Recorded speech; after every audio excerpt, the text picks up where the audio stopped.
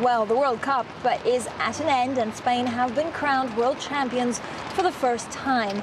They beat the Netherlands 1-0 in extra time after the first 90 minutes finished goalless. While Barcelona's Andres Iniesta popped up with only 4 minutes left until penalty kicks would have been needed to decide the winner.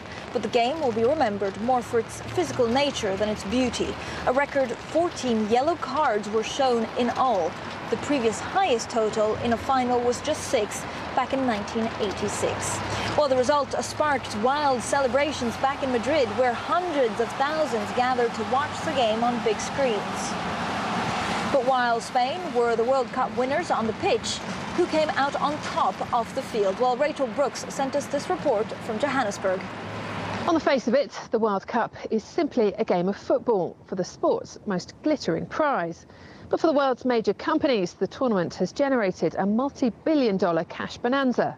Spain may have lifted the trophy, but who else has won in this tournament? I'll take organisers FIFA, who say a record $3.2 billion out of selling marketing and television rights.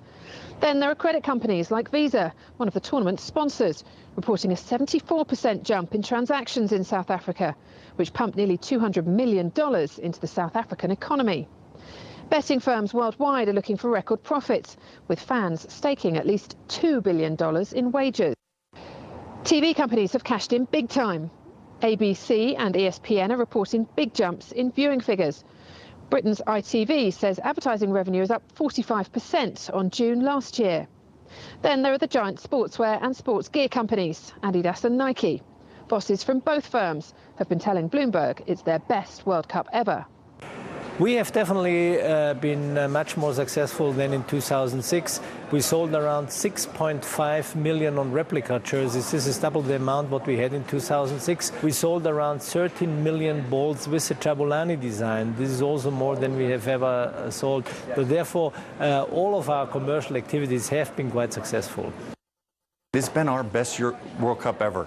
We came in the last quarter, the Nike brand football sales were up over 40%. The Umbro brand was up 55% plus. And then going forward, as we look at our order book out for the next 6 months, we're up high double-digit teens, low 20%. And we're very excited about that. And in the economic conditions that we're dealing with, we think those numbers are very impressive. There have been no major corporate World Cup losers. Some South African hotel chains struggled to fill rooms, though, especially in World Cup cities like Durban. And time and again, bosses of small and medium-sized businesses have told me they were disappointed that sales haven't lived up to expectations.